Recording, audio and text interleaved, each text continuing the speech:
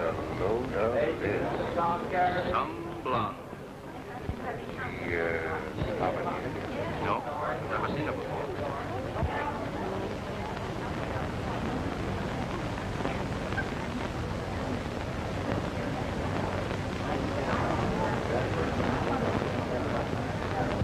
Watch that lady work.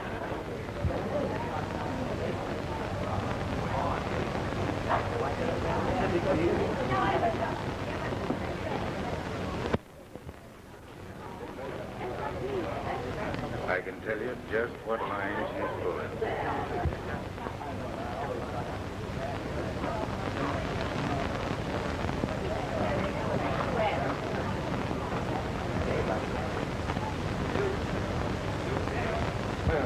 And he swallowed it.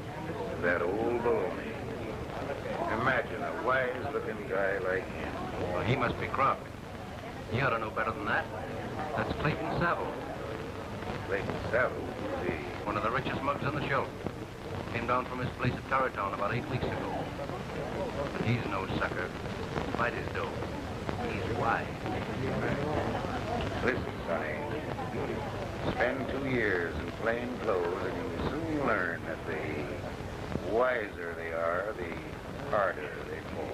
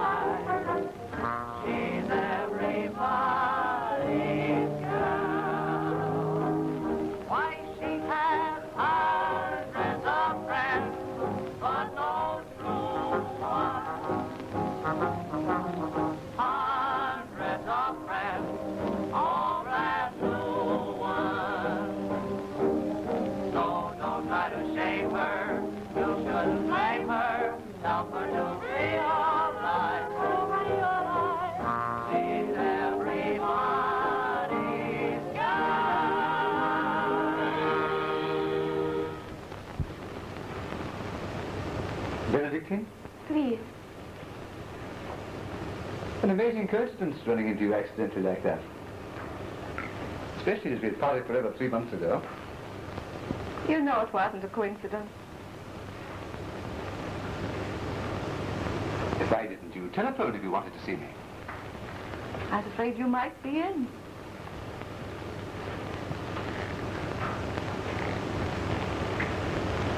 I didn't really want to see you, Clayton. So you came straight to my hotel?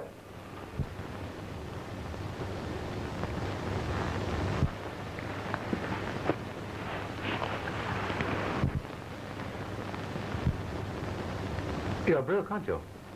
I'm not. Your show closed in New Orleans after 12 weeks of bad business in the South. With me, every payday is Christmas Eve. I tucked something into my stocking.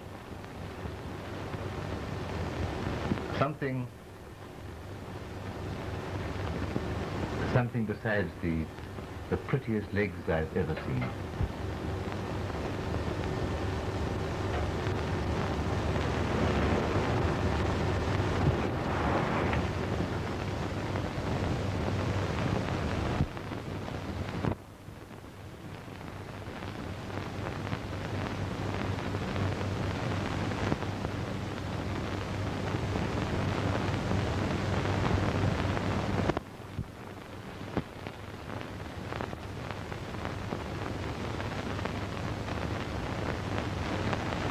proposition?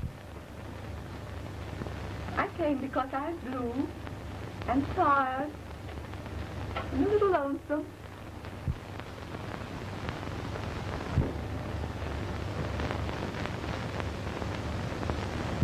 And something else that I'm going to tell you about later.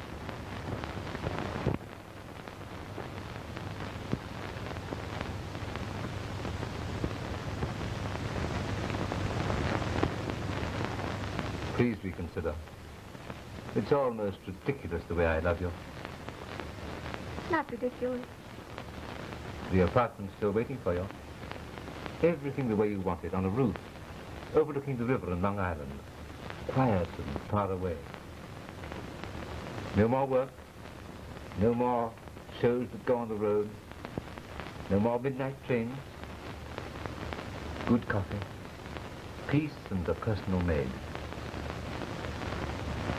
Not to mention me. And the name on the door would be? Your own name. Why not Mr. and Mrs. John Smith? They use that a lot, I believe. Oh, Claire. Wouldn't ever be Mr. and Mrs. Clayton Saville, would it? How naive and old-fashioned. Well, I happen to think that that's important. And any woman who says she doesn't is lying.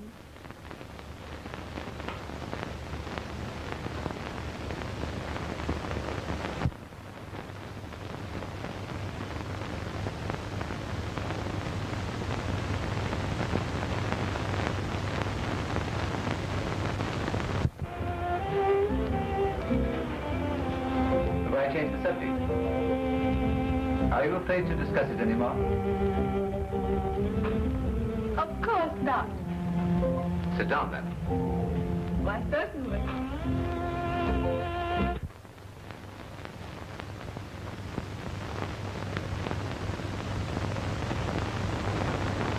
So you're still unable to consider any prospect of life without the old ring and the minister and here comes the bride and all the rest of the mid-Victorian twaddle. Them the gentlemen. How many people do you know who are happily married? Plenty.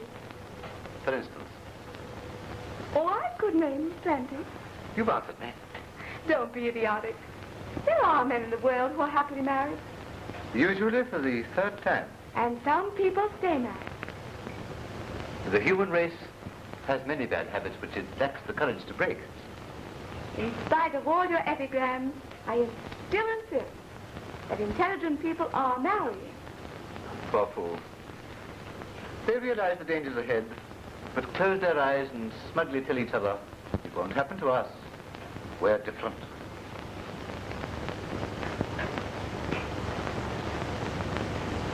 How can you be so bitter, so hard and cynical? I'm bitter because I love you. Hard because I am determined not to be too unhappy.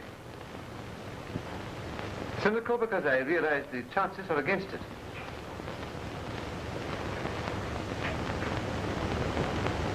You don't know what love is. Oh, yes, I do. All my arguments against marriage are arguments in favor of love. I know your next line. I've heard it before. Marriage destroys love. Right? Marriage means possession. A possession which is fatal to romance. Right? Nothing that you own is as perfect as when you wanted it. You're quite right.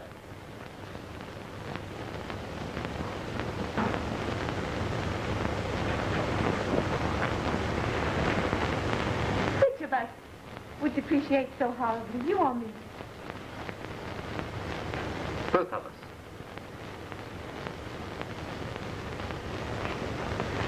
Oh, The institution of marriage is outdated because it was designed for different circumstances of life and conduct than those under which we live today. Now, you think that's all theory, don't you? But for years I've been watching men and women I like wreck their lives in this silly business of marriage. Do you remember Buddy Harriman? Shot himself 6 months after his wedding day. And Johnny Barker. Do you remember when he was so crazy about that girl that he couldn't see straight?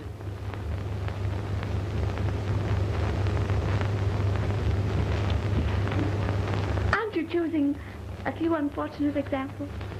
Now, ask yourself this question. How many people do you know who would do it again if they had their lives to live over?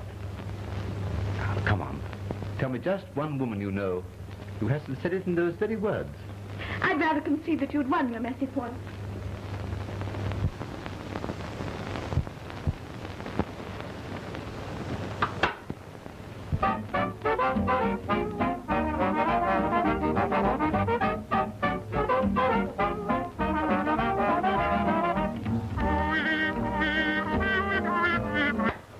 Sore point with you, isn't it?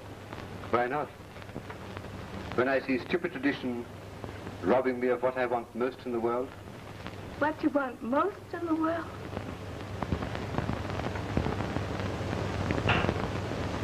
I do love you, Claire. I'll make you happy if you'll only give me the chance.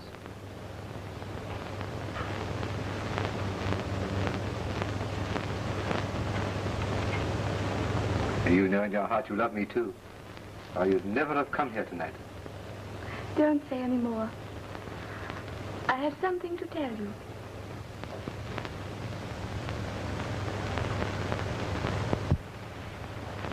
I'm going to be married.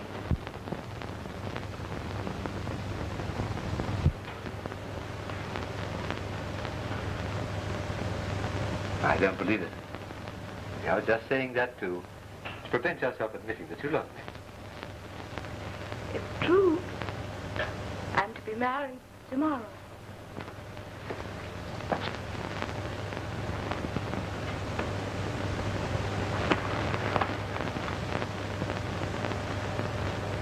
Tell me all about it. Going to marry a boy I went to school with. You're going back to Texas? Not right away. He gets here tomorrow. How did this all happen so suddenly? It isn't sudden. We've been boy and girl sweethearts ever since I can remember. When I left home to go on the stage, he asked me to marry him.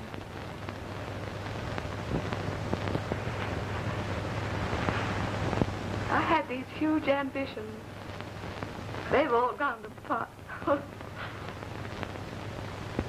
He was very fine about it. He told me how much he loved me, and that he always would. If I ever wanted to give up the stage and come back home, he'd be waiting. And you wired him? Last week. I got tired of everything. I told him I was coming home. I see. And he, impetuous young lover, leaped on the train and is flying to your feet. He'll stand on his own feet in any company. He's made a real place for himself. Don't tell me he's the mayor of the town. Well, he's district attorney of his county, and he's one of the coming men of his state. Well, isn't that splendid?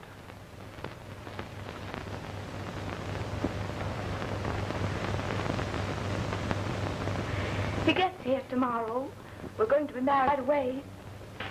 That's all. That isn't all. You haven't mentioned that you love this man you're going to marry. I do love him. No, you don't. You love me. I did love you. Oh, I hate myself when I think that I came here tonight, half hoping that you loved me enough to forget your modern theories. And you're only covering up your own selfishness. All right, I'm selfish. I'll love you all my life. But I won't put your head and mine into a noose that would tighten and choke us as soon as we found that we were together because we had to be. Very well, then. That settles it. I'm going home.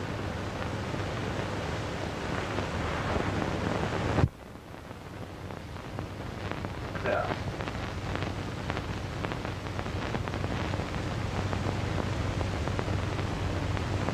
Please don't throw your life away. You mean don't throw it away on him, throw it away on you.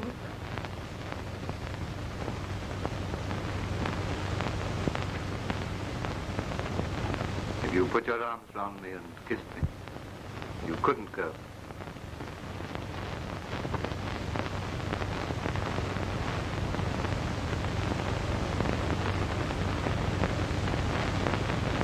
Yes, I could.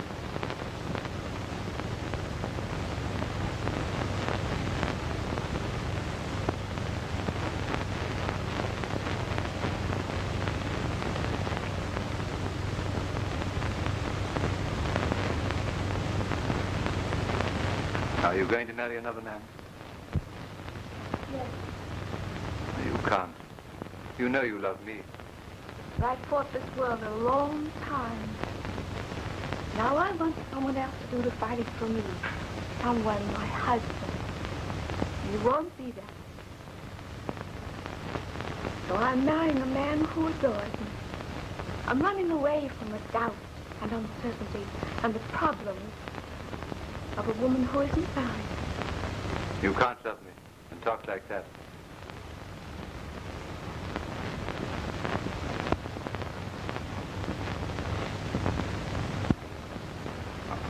Don't go yet, please. It's much better that I go. We'll only argue and make ourselves very unhappy. Oh, I'll be good. I won't mention the matter again. Sure? Promise. There are 2 or 3 little things I'd like to talk to you about anyway.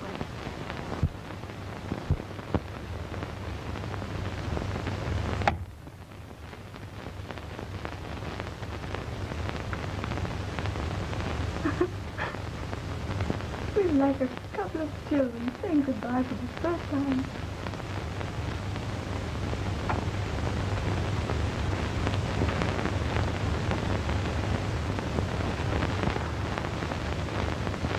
Won't you let me take you home?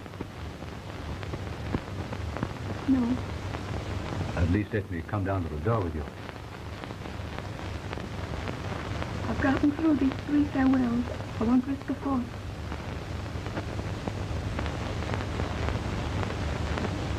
Goodbye, Kate.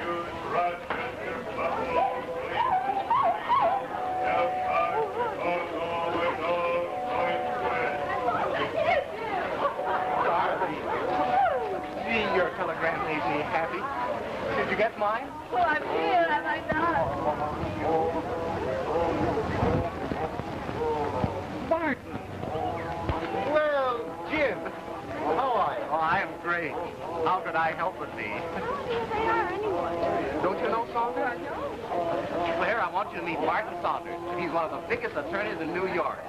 How do you do? Martin was down to Texas last year. We did some great fishing, didn't we? Indeed we did, Jim. Claire's a Texas girl, Martin. We're sure proud of her down there. We're quite proud of her here in New York, too. Say, you two living in New York and you don't know each other? Well, there are 3 or 4 people in New York I haven't met. This isn't Texas, you know, Jim. Here's your bag. Oh, bring him into the lunchroom. I've got to get my breakfast. How about it, you two? Hungry? I'm starved. Well, I've had coffee. Well, have some more. Where is the lunchroom? Nonsense. Now, you two are coming to my apartment. It's only around the corner on Park Avenue. Why, sure, that's great. Come on, Porter. You know, down our way, it's not considered fashionable to live so close to the depot.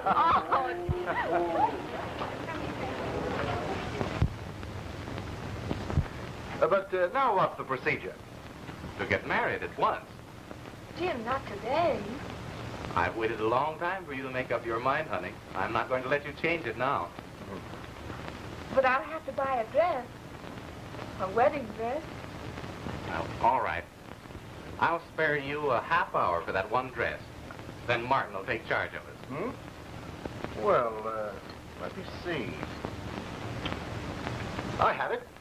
Suppose we say 12 o'clock at the City Hall for the license. Then the wedding ceremony. After that, luncheon. Well, it'll be dinner time by then. Then dinner right here in my apartment. Champagne, rice, and everything that goes with it. What do you say? How does it sound? Sounds great to me. What do you say, honey? All right. Oh, what is the newest and smartest hotel in town where the bridegroom can get into his best clothes? Oh, don't worry about that. I reserved a room for you at the Park Plaza. Is it the nicest? It's the best. And the best is none too good on an occasion like this.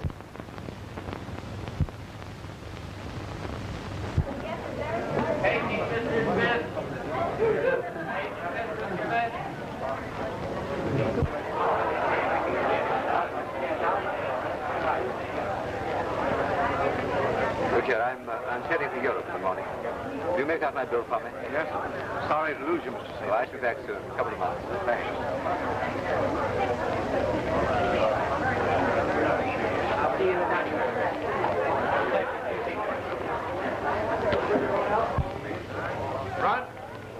Front number 3. Okay. Hello, Mr. Aging Mr. Lodge. Mr. Johnson to deck. The nerve of that blonde. Huh? The dame that grabbed Clayton's saddle in the lobby last night. Right back on the beat with another customer. Mr. Donaldson. Aging Mr. Donaldson.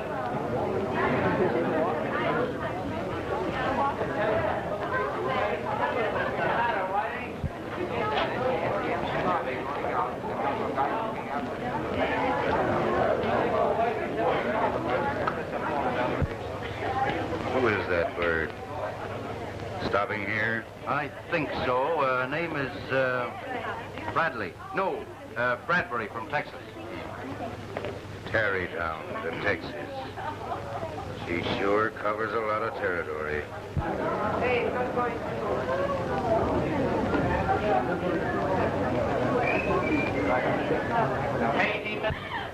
Well, that's working a little too fast. Man named Bradbury from Texas. What's his number? Is he alone? Room 212. James Bradbury, registered this morning, alone. Has he got a parlor? No, just a bedroom. Give me that phone. Give me the head porter. Porter, this is Dugan, the house detective. Send a man to 212 in 5 minutes to take down some baggage.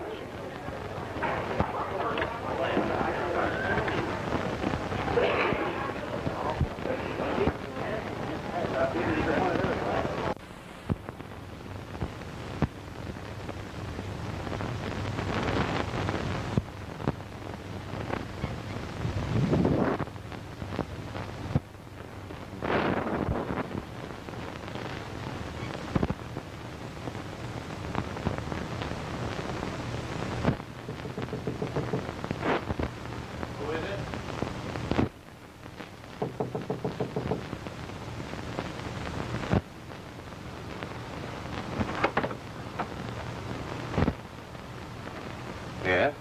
Is your name Bradbury? Yes. I'd like to have a few words with you. Well, what about? My name is Dugan. I'm the hotel detective.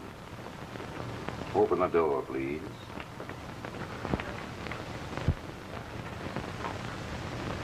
Well, what's the meaning of this? You'll have to vacate the room. What? It's rented to someone else.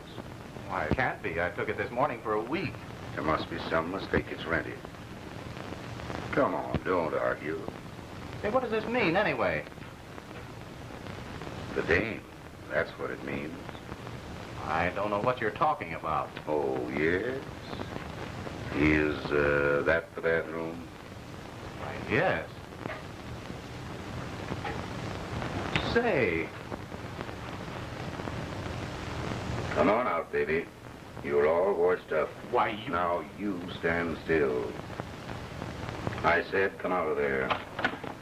Claire, hey, what the devil does this mean? Jim, who is this man? What does it mean? I'll tell you, Innocence. It means it just ain't that kind of a hotel. Hey, I demand an apology at once or I'll break your neck. This lady is my wife. Take it easy, Texas. Take it easy. So, she's your wife, eh? Well, well, well. I thought you'd say that. She is, I tell you. Oh, dry up. I saw her pick you up down in the lobby. You fool, you blockhead. Come. All right, Gus. These folks are checking out. Take this stuff. You can't get away with this. Keep your hand. Wait a minute, Gus. Where are your manners? This is a high-class hotel. Now get this, you two. I'm giving you a break. Just 5 minutes to pack. Going to hand me any more arguments? Yes, we're staying right here. Please, Jim. I wouldn't stay here for all the money in the world. It's really all too terrible. Thanks, lady. Okay, Tex? Just a minute, Claire. Jim, please, please. All right, dear. We'll go. Please get out. All right. I'm going.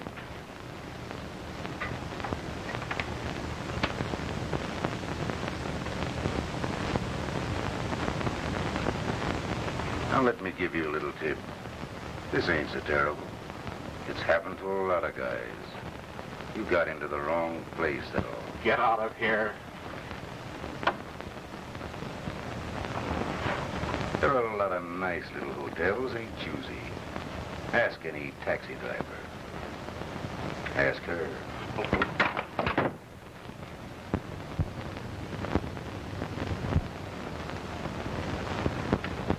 There, dear. Don't let it worry you. To kill that clumsy fool. Don't do anything more about it. Let's just forget it and get out of here as quickly as we can. Why did it have to happen tonight? I'm so sorry, honey. But it's all over now. And tonight's just beginning. Let's forget. I can't quite promise that. Rhinelander, 19808. What are you going to do? I'm going to see that this remembers Mr. James Bradbury until it falls apart. Oh, but Jim, I asked you to please not... Please, darling. Come in. What is it, Walter? The man in 212 wants to see you, sir. Name's Bradbury. Certainly, show him right in.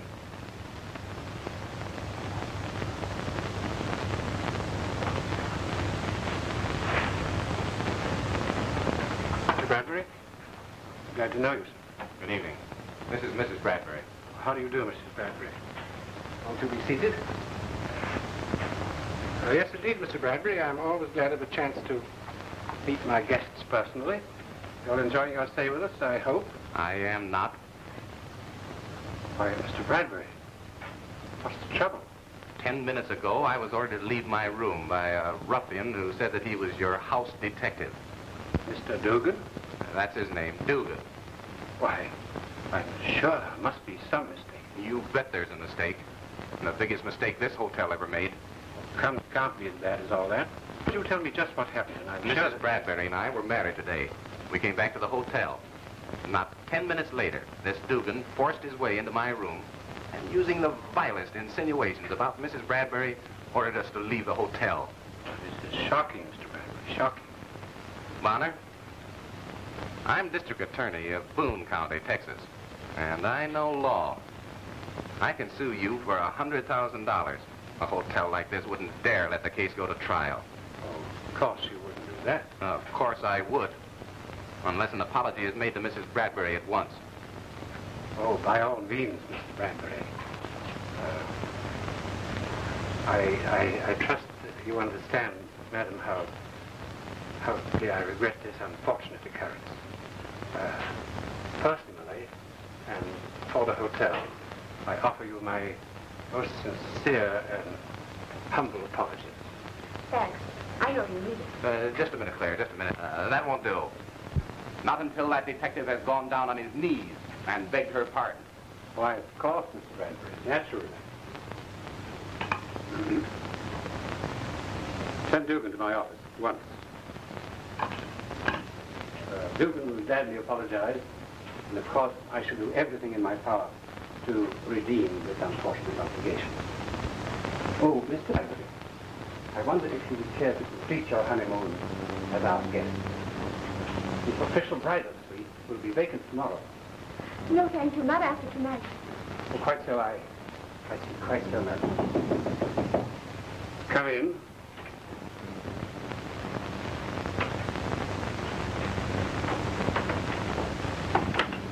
You, sent for me?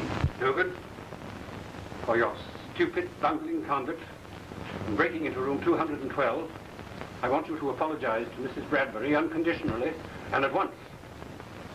Wait a minute. You want me to apologize to her? Or what? Because you're a thick-headed fool. Mr. Bradbury has been good enough to regard your error in a favorable light.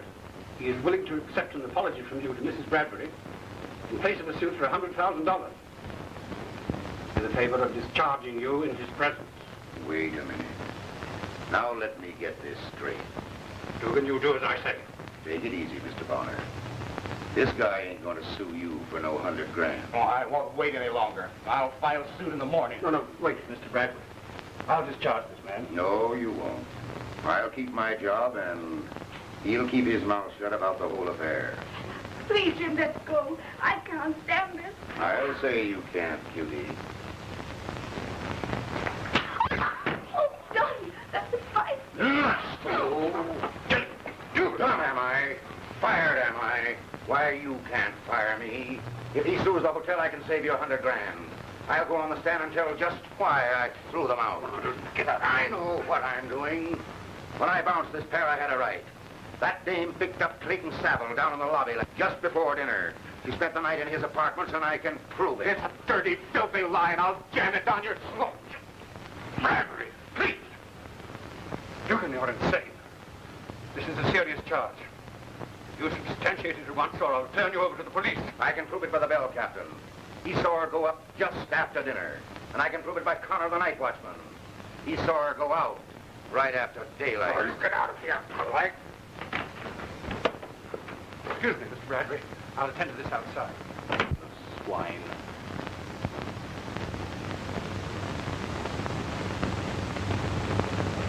Claire, what is the meaning of all this? It hasn't any meaning. It's just a ghastly mistake.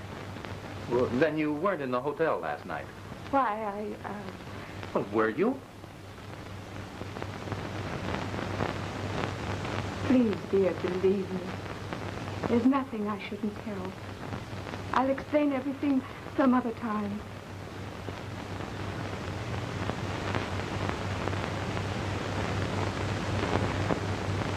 It's our wedding night.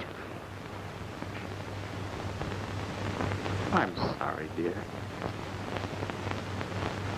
I got kind of mad, I guess.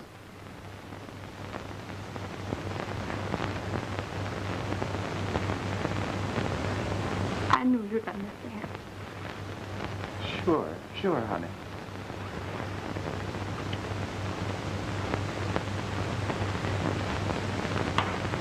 Claire. I want to know the whole story. You won't take my word for it and let me explain later. But I'm not so upset. Why are you upset if there's nothing in it? Please, Jim. You haven't even said it's not true. What they meant is untrue. What they meant? Why are you quibbling? I'm not quibbling. I'm just trying to tell you the truth.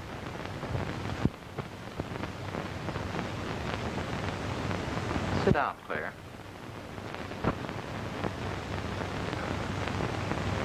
All right.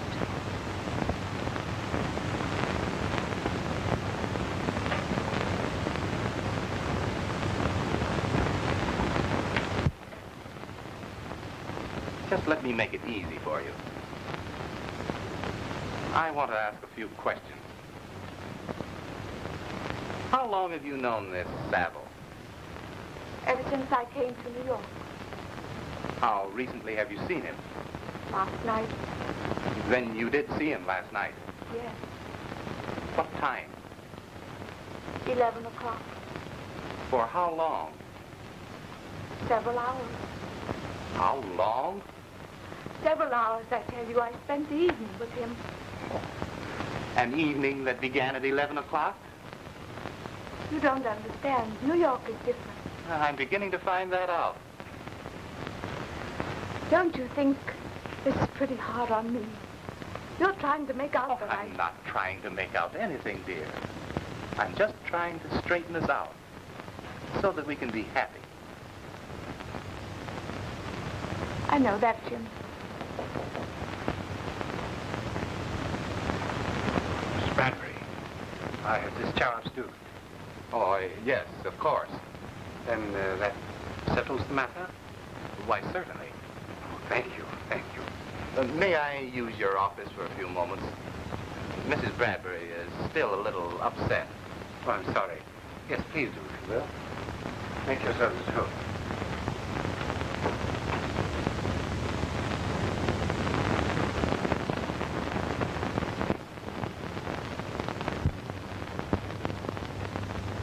Just one more question. Were you in his room? Jim, I won't be questioned this way.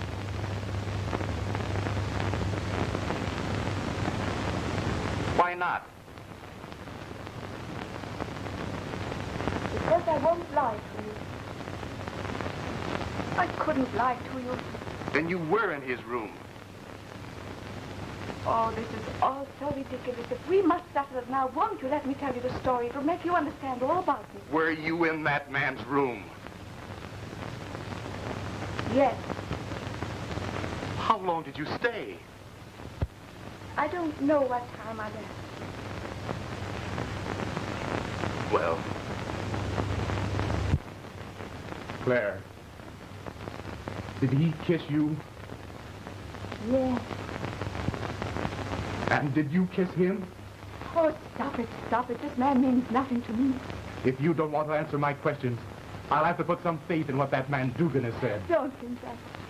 Go ahead and ask your questions. But, oh, Jim, you've got to believe me.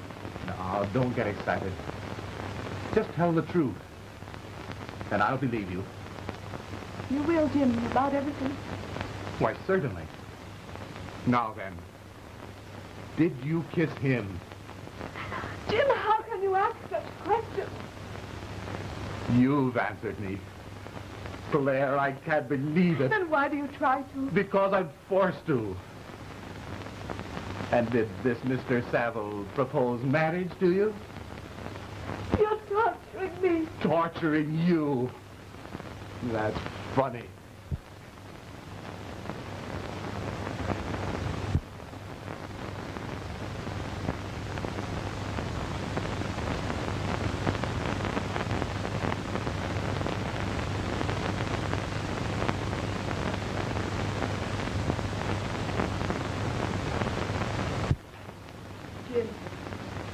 I went to see Clayton last night to tell him about you. What? Tell him I was through with New York, with all the tawdry things I'd been set up on. And to tell him I was going back to the only thing I knew was real and vital. You, Jim. And what were your relations that he had a right to such confidences? He was my friend. I haven't had such an easy time of it here in New York. And when I was blue, he amused me. When I was tired, he encouraged me. It all sounds very sentimental and charming. Jim, you're horrid. I got everlastingly sick of fighting my own battles. I knew I wanted to be a normal, honest-to-goodness wife with a husband to look after me. So that's why you married me? I married you because I admired and respected you, and because you assured me you'd always love me. The reason I went to see him last night was to tell him I was marrying you, and to say goodbye to him forever. And so it took from 11 o'clock until daylight to tell him that you were going to marry another man. That's all. Nothing else happened. Nothing. I don't believe you. No, you don't believe me. You haven't believed one word I've said. Jim, I can't stand it. I can't fight with you. You're a district attorney. It's your job to make people seem guilty. Seem guilty? Oh.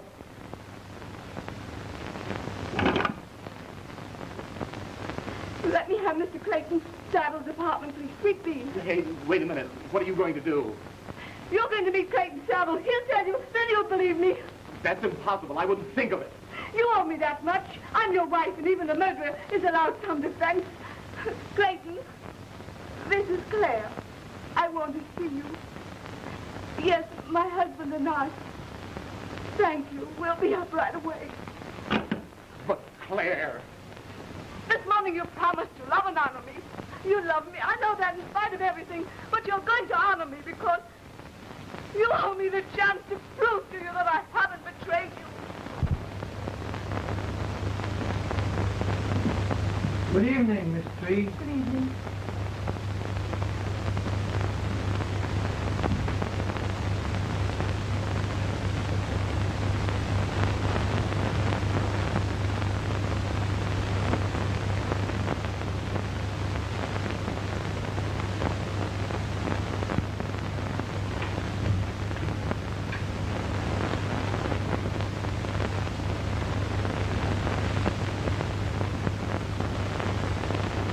Claire, my dear, this is splendid of you. My husband, Mr. Bradbury. Mr. Saddles. Charmed, Bradbury. Delighted to meet you. May I offer my heartiest good wishes? Sir. Oh, my dear, what's the matter? You're trembling. Will you stop embracing my wife? Jim, please. Clayton, a terrible thing has happened. You see, Jim and I are stopping at this hotel, and the house detective accuses me. I can't say it, I can't. I'll tell you. We were thrown out of the hotel because the house detective says that he's prepared to prove that my wife spent the night here with you. What a rotten thing to say. Now, look here. I own part of this hotel. I'll have that detective apologize and then discharge. Oh, never mind the detective. I'm the one who wants an explanation. Tell him about last night. Tell him every single thing. Yes, let's hear your side of the story. My side of the story? Oh, forgive me, I don't understand. A horrible accusation has been made. Please tell my husband just how innocent it all was. Why, yes, Claire, of course, but why doesn't he merely ask you? I did, but her story's too ridiculous to believe. I want your explanation. My explanation? But why my explanation, Mr. Bradbury? You didn't marry me.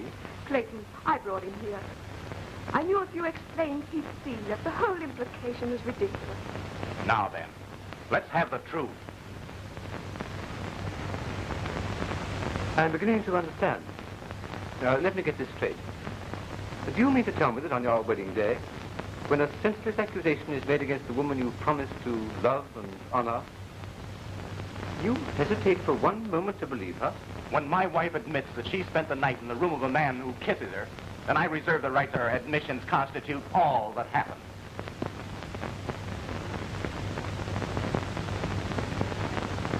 Yet I'd rather take her word than the oath of any man I know. That sounds very smart, but I'm not a New Yorker. My ideas are different from yours. Oh, never mind that. Get to the point. I want your word of honor that you and Claire have been nothing but friends.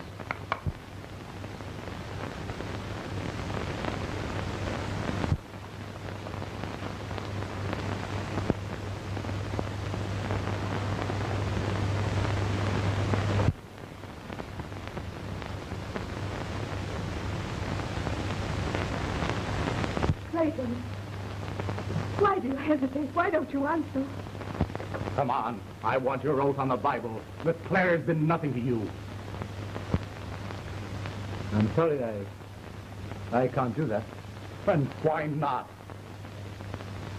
There isn't a Bible in the place. How can you joke like this when my happiness is at stake? I know it is, Claire. I know it only too well. Since you haven't a Bible, will you give me your word of honor as a gentleman that you weren't her lover? Jim, please. Answer me. Please, Jim. But perhaps you'll tell me. Was he your lover? Oh, I'm sorry.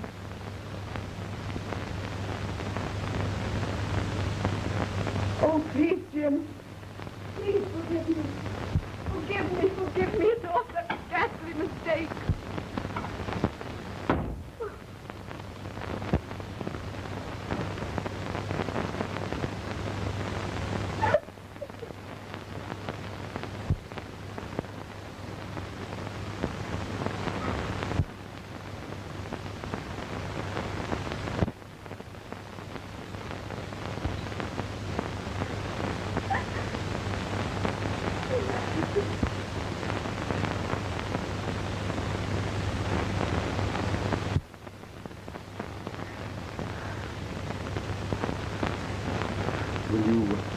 Will you have a little cognac? No, thank you.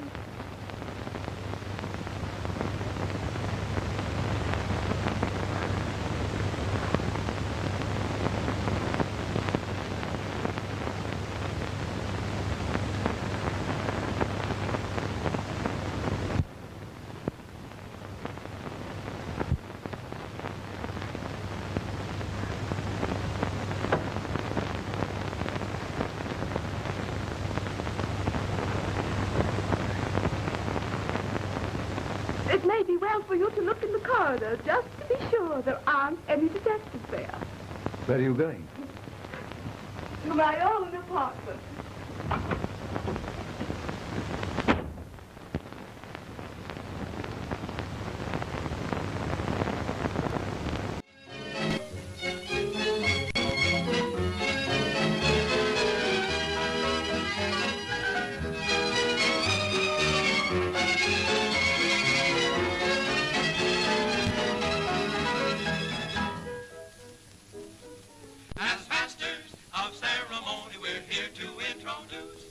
Someone known to all of you, someone loved by all of you.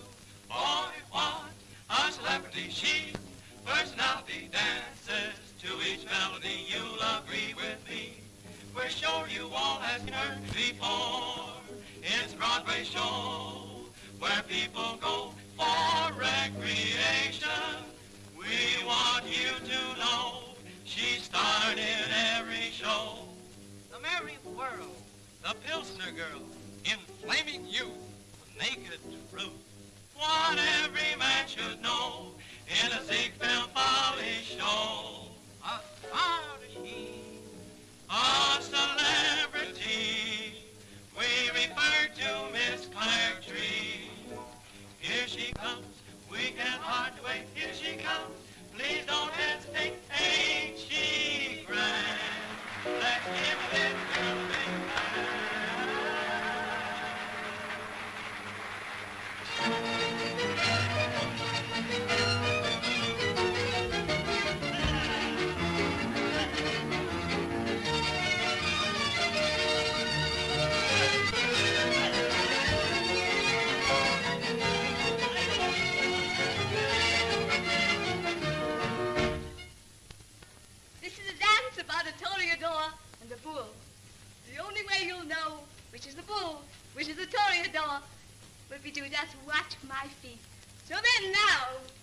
my step.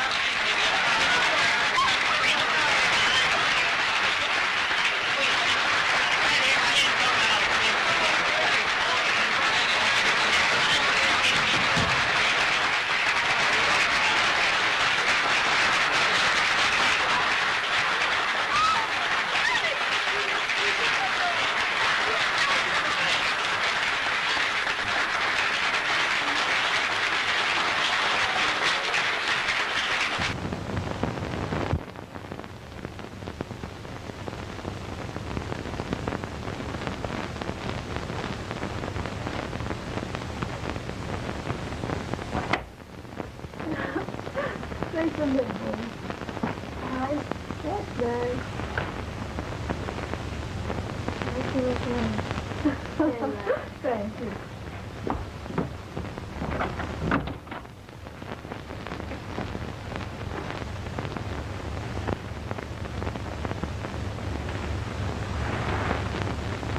What are you doing here?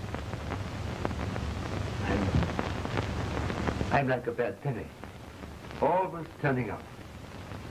How'd you get in? I bribed the doorman. Oh, back to your old trick. Why have you been dodging my telephone calls? Because I didn't want to listen to any more of your propositions.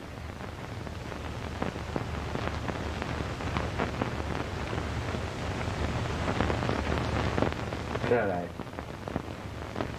I cut this out of the paper. It's about your annulment.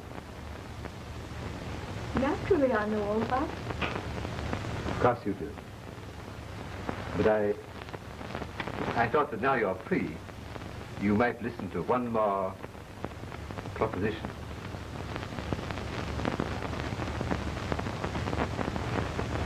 I'm not interested in your propositions any more now than I was before. But my work takes up all of my time. Claire, let's get married. What did you say? I said, let's get married. But you don't believe in marriage. Oh, but I do. You do. Marriage is a noose that tightens around people's throats when they're together because they have to be together. Oh, but Claire, it isn't really. But marriage destroys love. Not with us. We're different. You darling.